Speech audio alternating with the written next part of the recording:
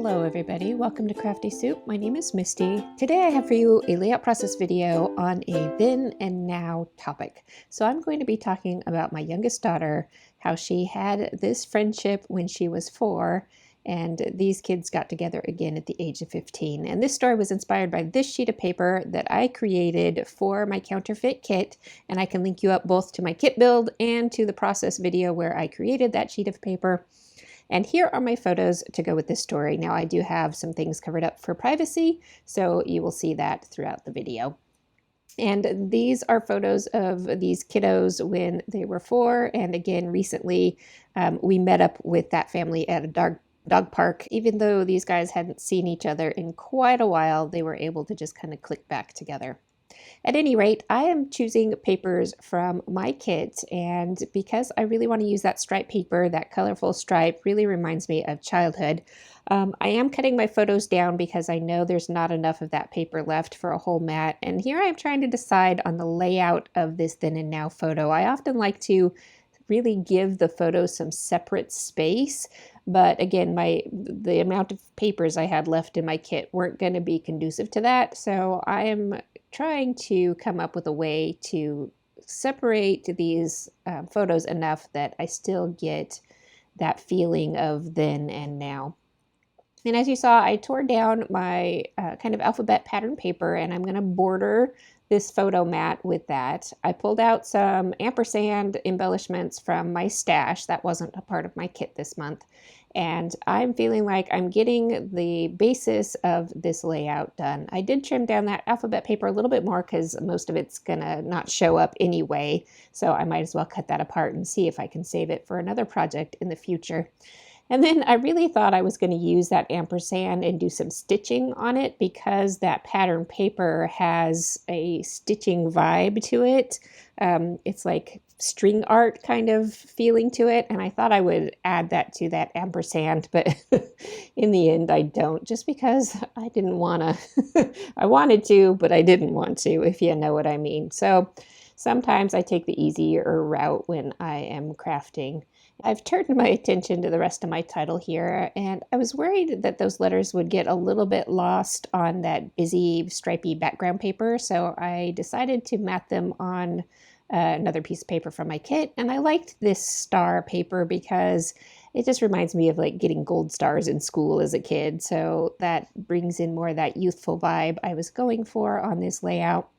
And then it's time to start choosing some embellishments. And this layout design is a little different than what I usually do. I really made, and I think you'll see me do this a little bit more later too. I really am pulling all of that photo block and everything down towards the bottom of the page, which is leaving this upper portion of the page more empty. So I'm trying to figure out what to do up there. So I choose a few phrase puffy stickers, a couple of chipboard banner stickers.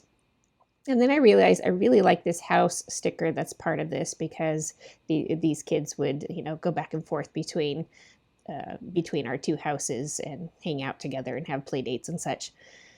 And so that house icon worked very well. I glued down my photo mat as I'm starting to feel more confident that, yes, this is how everything is going to fit together. I do often play around with bits and pieces and try them out here and there before I start sticking things down so that I know that it's all going to work out. And I popped up my title pieces on some foam as well because it's going to kind of overlap that thicker cork element that is the big ampersand. I finish up my little grouping with the house and a tree up there, and then I wanted to definitely add their ages to this layout, so that's going to give some of that kind of separation between the then and now portion. And like I said, I do like to give more physical distance between the photos, but it just wasn't going to work out with the products that I had here. So adding a few stars and a couple more ampersand to those little circle embellishments that carry their ages, and I think that'll finish off that portion.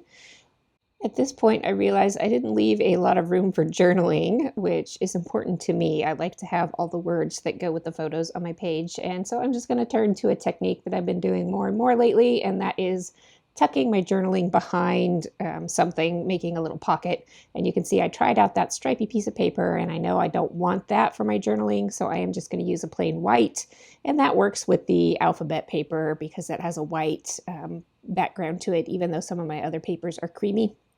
I don't mind mixing white and cream. And I round off the edges of that tab. I stamp some journaling lines on there, and then I'm looking for some embellishing to do on that tab to kind of complete that row of embellishments that I've got going up there at the top of this photo block. And that little dog sticker was chosen because we did meet up with each other at a dog park, and their family has dogs and we don't, so we get the benefit of getting to hang out with some dogs too while we're visiting friends. And then I've got that paper clip star embellishment that I figured would make a fantastic handle for pulling this journaling block in and out of the layout. And I add a few more bits and pieces around the edge of the layout, and I'm trying to figure out how to finish off this tab because it feels a little empty to me. So I realized that if I pull out that little green bunting piece, it both makes room for that star paperclip handle so that it's not too bulky there, and then I can use that little green piece to kind of mimic a hill, and the dog park we go to has a nice hill that we like to walk up. So that finishes off this really quick layout process video. I know I had a couple people ask me about that alphabet pattern paper and what I was going to do with it, and when I created that paper I had no idea. So I think a then and now layout representing early years and later years is a great use for that kind of iconic alphabet idea. So I hope you found this video helpful or inspiring in some way, and if you did, I really do appreciate a thumbs up because that does help my channel. I will be back next week with some vellum-inspired videos, so if you love vellum or if you're just curious about vellum, join me then. So until then, I wish you some artful days.